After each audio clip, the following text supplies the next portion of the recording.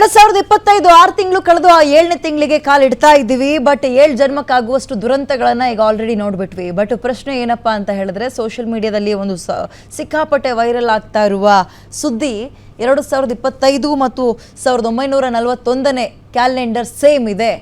ಆ ವರ್ಷವೂ ಬಹಳ ಭೀಕರವಾಗಿತ್ತು. ಬರೀ ದುರಂತಗಳನ್ನು ನೋಡಿದ್ವಿ, ಫ್ಲೈಟ್ ಕ್ರ್ಯಾಶ್ ಆಗಿದ್ದನ್ನು ನೋಡಿದ್ವಿ, ಯುದ್ಧಗಳಾಗಿದ್ದನ್ನು ನೋಡಿದ್ವಿ. ಸೊ ಇಸ್ರೇಲ್ ವರ್ಸಸ್ ಇರಾನ್ ಅಂತ ನೋಡಿದ್ರೆ ಯುದ್ಧ ಬಹಳ ಫುಲ್ ಫ್ಲೆಡ್ಜ್ ಆಗಿ ಆಲ್ರೆಡಿ ಆರಂಭ ಆಗಿದೆ. ಅಮೆರಿಕ ಏನಾದರೂ ಎಂಟ್ರಿ ಕೊಟ್ಟರೆ, ಆಗಲೂ ಕೂಡ ಅಮೆರಿಕ ಎಂಟ್ರಿ ಕೊಟ್ಟು 2ನೇ ಮಹಾಯುದ್ಧ ಆಗಿದ್ದು. ಈಗಲೂ ಏನಾದರೂ ಎಂಟ್ರಿ ಕೊಡುತ್ತಾ 3ನೇ ಮಹಾಯುದ್ಧ ಆಗುತ್ತಾ? 3ನೇ ಮಹಾಯುದ್ಧ ಆಗಿಬಿಟ್ರೆ ಅದರ ಭೀಕರತೆಯನ್ನು, ಅದರಲ್ಲೂ ಈಗಿರುವಂತಹ ಟೆಕ್ನಾಲಜಿ, ಆಗ ಭಾರಿ ಕಡಿಮೆ ಇತ್ತು ಬಿಡಿ ಟೆಕ್ನಾಲಜಿ ಯಾವಾಗ 2ನೇ ಮಹಾಯುದ್ಧದ ಟೈಮಲ್ಲಿ. ಬಟ್ ಈಗ ಒಂದು ಬಟನ್ ಇಲ್ಲದ್ಮುದ್ರೆ ಏನು ಬೇಕಾದರೂ ಮಾಡುವಂತಹ ಟೆಕ್ನಾಲಜಿ ಬಹಳ ಇಂಪ್ರೂವ್ ಆಗಿದೆ. ಸೊ 3ನೇ ಮಹಾಯುದ್ಧ ಆಗಿಬಿಟ್ರೆ ಸಂಪೂರ್ಣವಾಗಿ ಎಲ್ಲವೂ ನಾಶ, ಧ್ವಂಸ ಅನ್ನುವಂತಹ ಮಾತುಗಳನ್ನು ಆಡ್ತಾ ಇದ್ದಾರೆ. ಬಟ್ ಪ್ರಶ್ನೆ, 1941 ಮತ್ತು 2025 ಕ್ಯಾಲೆಂಡರ್ ಸೇಮ್ ಇದೆ ನಿಜ. ಬಟ್ ಇಲ್ಲಿರುವಂಥವ್ರು ದಿನೇಶ್ ಗುರೂಜಿ ಅವರು ಹೇಳ್ತಾ ಇದ್ದಾರೆ, ಅದರ ನಡುವೆ 1969 ಅನ್ನುವಂತಹ ಕ್ಯಾಲೆಂಡರು ಬಂದು ಹೋಗುತ್ತೆ, ಅದು ಸೇಮೇ ಇದೆ, ಅಲ್ಲಿ ಏನೂ ಆಗಲಿಲ್ವಲ್ಲ. ಸೊ ಊಹೆ ಲೆಕ್ಕಾಚಾರ ತಪ್ಪಾಗ್ತಾ ಇದೆ ಅಂತಿದ್ದಾರೆ. ಹೇಳಿ ಸರ್, ಹಾಗಾದ್ರೆ ಏನು ಹೇಳಕ್ಕೆ ಹೊರಟಿದ್ದೀರಿ? ಇದನ್ನು ತಗೊಂಡಿರ್ತಕ್ಕಂಥದ್ದು ಯಾವ ಮೂಲದಿಂದ ಎಲ್ಲರಿಗೂ ಗೊತ್ತು. ಯಾವುದೋ ಒಂದು ಸಾಮಾಜಿಕ ಜಾಲತಾಣದಲ್ಲಿ ಒಬ್ಬರು ಯಾರೋ ಒಬ್ಬ ಹಾಕಿದ್ರು, ಅದನ್ನ ನಾವು ವಿಮರ್ಶೆ ಮಾಡದಲ್ಲೇ ಹಾಕಿದೀವಿ. ಇಲ್ಲಿ ನೀವು ಕರೆದಿರೋದು ನಮಗೆ ವಿಮರ್ಶೆ ಮಾಡಕ್ಕೆ. ಸೊ ನಾವು ಅದೇ ಮಾತಾಡಿದ್ರೆ ಮತ್ತೆ 1941 = 2025 ಇಸ್ ರಾಂಗ್. ಸಬ್ಜೆಕ್ಟ್ ಹಾಕಿದ್ವಿ, ಇಟ್ ಇಸ್ ಪರ್ಫೆಕ್ಟ್. ಮೈದಲ್ಲಿ ಬಂದಿರತಕ್ಕಂಥ ಮ್ಯಾಥಮೆಟಿಕಲ್ ಕ್ಯಾಲ್ಕುಲೇಷನ್ ಹಾಕಬೇಕು. 2 ಕಾನ್ಸೆಪ್ಟ್ ಹೇಳ್ತೀನಿ. ಕ್ಯಾಲೆಂಡರ್ ಮ್ಯಾಥಮೆಟಿಕಲ್ ಜನಸಾಮಾನ್ಯರಿಗೆ ಅರ್ಥ ಆಗತ್ತರ ಹೇಳ್ಬಿಡಿ ಸರ್. ನೀವು ಹೇಳೋದು ನನಗೆ ಗೊಂದಲ ಆಗುತ್ತೆ, ಪಾಪ ನೋಡೋರ್ಗೆ ಇನ್ನೂ ಒಂಥರ ಕನ್ಫ್ಯೂಷನ್ ಆಗುತ್ತೆ. ಈಗ ಗೊಂದಲ ಅಂತಂದ್ರೆ ನಾವು ಕಲ್ತಿರೋದನ್ನ ನೀವು 5 ನಿಮಿಷದಲ್ಲಿ ಹೇಳಿ ಅಂತಂದ್ರೆ ಅಲ್ಲ, ನಮಗೆ ಅರ್ಥ ಆಗೋ ರೀತಿಯಲ್ಲಿ ಹೇಳಿ. ಅರ್ಥ ಆಗಬೇಕು ಅಂತಂದ್ರೆ 2 ಅವರ್ ಕೂತ್ಕೊಂಡ್ರೆ ಮ್ಯಾಥಮೆಟಿಕಲ್ ಕ್ಯಾಲ್ಕುಲೇಷನ್ ಕ್ಯಾಲ್ಕುಲೇಟರ್ ಇಟ್ಕೋಬೇಕಲ್ಲ. 2025 ಮುಂದಕ್ಕೆ ಹೇಗಿದೆ? ಲೀಪ್ ಇಯರ್ ಅಂದ್ರೆ ಏನು ಫಸ್ಟ್ ಅದು ತಿಳ್ಕೋಬೇಕಲ್ಲ. ನಾನ್ ಲೀಪ್ ಇಯರ್ ಅಂದ್ರೆ ಏನು? ಲೀಪ್ ಇಯರ್ ಅಂತಂದ್ರೆ 366 ದಿವಸ ಆ ಕ್ಯಾಲೆಂಡರ್ ಅಲ್ಲಿ ಇರ್ತಕ್ಕಂಥದ್ದು, ಬರ್ಕೊಳ್ಳಿ. ನಾನ್ ಲೀಪ್ ಇಯರ್ ಅಂದ್ರೆ ಏನು? 365 ದಿವಸ ಇರೋದು, ಅಂದ್ರೆ ಒಂದಿನ ಕಡಿಮೆ, ಹೆಚ್ಚು ಕಡಿಮೆ ಅಷ್ಟೇ. ಹೆಚ್ಚು ಕಡಿಮೆ ಅಲ್ಲ, ಒಂದು ವರ್ಷ ಒಂದು ಜಾಸ್ತಿ ಬರುತ್ತೆ. ಅಂದ್ರೆ ಅದು ಫೆಬ್ರವರಿ 29 ಬರುತ್ತೆ. ಹೌದು, ಅದು ಯಾವಾಗ ಬರುತ್ತೆ? ಪ್ರತಿ 4 ವರ್ಷಕ್ಕೆ. 2000 is a leap year, 2004 is a leap year, 2008 is a leap year, 2012 is a leap year.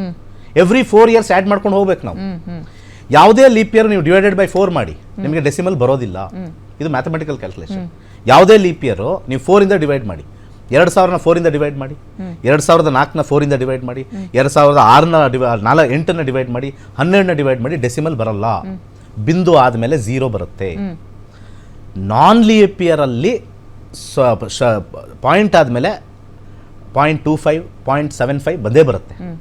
ಯಾವಾಗ 0.25, 0.75 ಬರುತ್ತೋ ಆವಾಗ ಅದನ್ನು ನಾನ್ ಲೀಪ್ ಇಯರ್ ಅಂತಾರೆ. ಆ ನಾನ್ ಲೀಪ್ ಇಯರ್ಗೆ 2 ಸಿಸ್ಟಮ್. ಲೀಪ್ ಇಯರ್ಗೆ 28 ವರ್ಷ ಆ್ಯಡ್ ಮಾಡಿ. ಈಗ ಒಂದು ಕೆಲಸ ಮಾಡಿ, 2000ಕ್ಕೆ 2028 ಆ್ಯಡ್ ಮಾಡಿ. 2028 ಸೇಮ್ ಕ್ಯಾಲೆಂಡರ್ ಇದೆ ನೋಡಿ. ಹಾಗಿದ್ರೆ 2020ರಲ್ಲಿ ನಡೆದಿರ್ತಕ್ಕಂಥ ಘಟನೆ 2028 ನಡೆಯುತ್ತಾ? ಯಾರೋ ಒಬ್ಬರು ಮಾಡಿರ್ತಕ್ಕಂಥ ಜಾಲತಾಣದಲ್ಲಿ ಮಾಡಿರ್ತಕ್ಕಂಥದ್ದನ್ನೇ ನಾವು ವೇದವಾಗಿ ತಗೊಳ್ತಾ ಇಲ್ಲ ಇಲ್ಲಿ. This is a debate.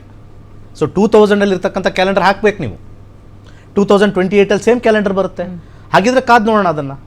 ಅಲ್ಲಿ ಇಲ್ಲದೆ ಇದ್ದಾಗ ವಿಲ್ ಆಲ್ ಸ್ಲೀಪ್, ಅಷ್ಟೇ ಮಲ್ಕೊಳ್ತೀವಿ.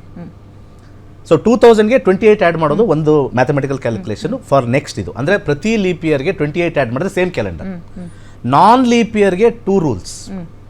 11 ಆ್ಯಡ್ ಮಾಡಬೇಕು ನಾನ್ ಲೀಪ್ ಇಯರ್ಗೆ. ಅಂದರೆ 365 ದಿವಸ ಬಂದಿರತಕ್ಕಂಥದಕ್ಕೆ 11 ವರ್ಷ ಆ್ಯಡ್ ಮಾಡಬೇಕು.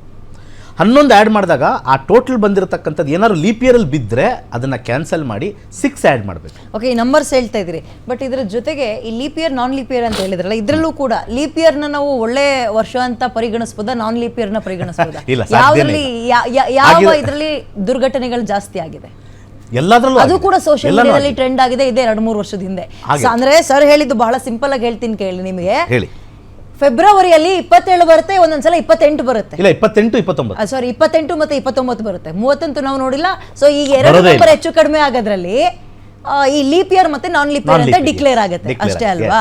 ಓಕೆ, 365 ಡೇಸ್ ಆರ್ 360 ಸರ್, ಈಗ ನಮಗೆ ಕುತೂಹಲ ಮೂಡಿಸ್ತಾ ಇರುವಂತದ್ದು ಸರ್, 2025 ಮುಂದಕ್ಕೆ 6 ತಿಂಗಳು ಹೆಂಗಿದೆ ಅಂತ. ಅದನ್ನ ಹೇಳೋಣ. 3 ರೂಲ್ಸ್ ಹೇಳಿದೆ. 28 ಲೀಪ್ ಇಯರ್ಗೆ ಹಾಕಿ, 11 ಆ್ಯಡ್ ಮಾಡೋದು, 6 ಆ್ಯಡ್ ಮಾಡೋದು, 2 ಕಂಡೀಷನ್. ಮೊದಲನೇ ಕಂಡೀಷನ್ನು 11 ಆ್ಯಡ್ ಮಾಡಿ ನಾನ್ ಲೀಪ್ ಇಯರ್ಗೆ, ಏನಾದ್ರು ಅದರ ಟೋಟಲ್ ಏನಾದ್ರು ಲೀಪ್ ಇಯರ್ ಡೇಟ್ಗೆ ಬರುತ್ತೆ ಅಂತಂದ್ರೆ ಅದಕ್ಕೆ 6 ಆ್ಯಡ್ ಮಾಡಿ, ಇಲ್ಲಾಂದ್ರೆ 11 ಬಿಡಿ. ಸೊ ಎಕ್ಸಾಂಪಲ್ ಹೇಳ್ತೀನಿ, 2005ಗೆ 11 ಆ್ಯಡ್ ಮಾಡಿದ್ರೆ 2016 ಬರುತ್ತೆ. 2016 ಇಸ್ 366 ಡೇಸ್, ಅದನ್ನ ಕ್ಯಾನ್ಸಲ್ ಮಾಡಬೇಕು. ಸೊ ಅವಾಗ 6 ಆ್ಯಡ್ ಮಾಡಬೇಕು. ಸೊ 2011 ಬರುತ್ತೆ. So 2005 calendar same, 2011 calendar same, ನೀವು ಅದನ್ನೂ ಚೆಕ್ ಮಾಡ್ಕೋಬಹುದು. ಹಾಗಿದ್ರೆ 2005 ಅಲ್ಲಿ ನಡೆದಿರ್ತಕ್ಕಂಥ ಘಟನೆ ಮತ್ತೆ 2011 ಅಲ್ಲಿ ನಡೆದಿರ್ತಕ್ಕ ಘಟನೆ ಸೇಮಾ? ಸಾಧ್ಯನೇ ಇಲ್ಲ. 2005 ಅದು ಇಲ್ವೇ ಇಲ್ಲ. 2005 ಮತ್ತೆ 2011 ಸೇಮ್ ಕ್ಯಾಲೆಂಡರ್ ಇದೆ ನೋಡ್ರಿ. ಆ ವರ್ಷದಲ್ಲಾಗಿತ್ತು, ಈ ವರ್ಷವೂ ಅದು ನಡೆಯುತ್ತೆ ಅನ್ನೋದೆಲ್ಲ ಸುಳ್ಳು. ಈ ವರ್ಷದಲ್ಲಿ ಏನಾಗಬೇಕು ಅದೇ ಆಗುತ್ತೆ. ಯಾರೊಬ್ರು ಏನೋ ಒಂದು ಕ್ಯಾಚ್ ಆಯ್ತು, ನೋಡ್ತಾ ಇದ್ದ, ಅಯ್ಯೋ ಇದು ಸೇಮ್ ಹಾಕ್ರಿ, ಇದನ್ನ ವೈರಲ್ ಮಾಡಿ. ಮ್ಯಾನಿಪುಲೇಟ್ ಜನ ಬೇಗ ಆಗ್ತೀವಿ ಸರ್. ಕರೆಕ್ಟ್ ಅಲ್ವಾ? ಎಸ್. ಆದ್ರೆ ಮ್ಯಾನಿಪುಲೇಷನ್ಗೆ ನಾವು ಇಲ್ಲಿ ಕೊಡಬೇಕಲ್ವಾ reasoning. So reasoning is very important ಅಂತ ಇಲ್ಲಿ ಬಂದಿದ್ದೀನಿ. ಹಿಸ್ಟ್ರಿ ಬಗ್ಗೆ ಮಾತಾಡಕ್ಕೆ ಹಿಸ್ಟ್ರಿ ತಜ್ಞರಿದ್ದಾರೆ. ಸೊ ಸೇಮ್ ಹಿಸ್ಟ್ರಿ ನಡೆದಿರಬಹುದು, ಕಾಕತಾಳಿ ಆಗಿರ್ಬೋದು, ಆದ್ರೆ ಮಧ್ಯದಲ್ಲಿ ಇರ್ತಕ್ಕಂಥ 1969 ತಗೊಳ್ರಿ ನೀವು ಅಂತ. ಎಸ್, ತಗೊಳ್ಳಿ. ಈಗ ಮುಂದಕ್ಕೆ ಹೇಗಿದೆ ಸರ್? ಈಗ ಅವ್ರು ಹೇಳ್ತಾ ಇದ್ರು, ನಾವು ಆಲ್ರೆಡಿ ಹೇಳಿದ್ವಿ ಈ ರೀತಿಯ ವೈಮಾನಿಕ ದುರಂತಗಳು, ವಿಮಾನ ದುರಂತ ಎಲ್ಲ ಆಗ್ಬೋದು ಅಂತ ಹೇಳಿದ್ವಿ ಅಂದ್ರು. 2025 ನೀವು ಮನೆಗಳಲ್ಲಿ ಕುತ್ಕೊಂಡು ಪ್ರಿಡಿಕ್ಟ್ ಮಾಡಿರ್ತೀರಿ. ಹೇಗಿದೆ ಈ ಮುಂದಿನ ಅರ್ಧ ವರ್ಷದ ಭವಿಷ್ಯ ಹೇಳ್ಬೋದಾ? ಎಲ್ಲವೂ ಕೂಡ ದೈವಾಧೀನಂ ಜಗತ್ ಸರ್ವಂ ಆಗ್ಲೇ ನಾವು ಹೇಳಿದ್ವಿ. ಇದು ನಾವು ಹೇಳ್ತಾ ಇರೋದಲ್ಲ, ಋಷಿಮುನಿಗಳು ಹೇಳಿರೋದು. ವಿಜ್ಞಾನಿಗಳು ನಮ್ಮ ದೇಶದ ಋಷಿಮುನಿಗಳನ್ನು ಬಹಳ ಗೌರವದಿಂದ, ಋಷಿಮುನಿಗಳು ಕಂಡುಕೊಂಡಂತಹ ಸತ್ಯವನ್ನು, ದೈವವನ್ನು ಕಂಡುಕೊಂಡಿದ್ದಾರೆ. ವಿಜ್ಞಾನಿಗಳು ಕೂಡ ಮುಂದೆ ಆಗೋದು ಘಟನೆಗಳು ಆಗ್ತಾನೆ ಇರುತ್ತೆ. ಈ ರೀತಿಯಾದಂತಹ ಒಂದು ವಿಮಾನ ದುರಂತ ಆಗ್ಬೋದು, ಅಥವಾ ಮನುಷ್ಯನೇ ಕೂಡ ಅವನ ಸ್ವಾರ್ಥದಿಂದ, ಒಬ್ಬ ದೊಡ್ಡ ದೇಶದ ಒಬ್ಬ ಅಧ್ಯಕ್ಷ ಅವನು ತನ್ನ ದೇಶವನ್ನು ರಕ್ಷಣೆ ಮಾಡ್ಕೊಳ್ಳೋದಕ್ಕೆ ಯೋಚನೆ ಮಾಡೋದು ಬೇರೆ, ಅವನು ತನ್ನ ಸ್ಥಾನವನ್ನು ಉಳಿಸ್ಕೊಳ್ಳೋದಕ್ಕೋಸ್ಕರ, ಅಂದರೆ ಅವನ ಸೀಟು, ಅಧ್ಯಕ್ಷ ಸ್ಥಾನವನ್ನು ಉಳಿಸ್ಕೊಳ್ಳೋದಕ್ಕೆ ಯೋಚನೆ ಮಾಡೋದು ಬೇರೆ.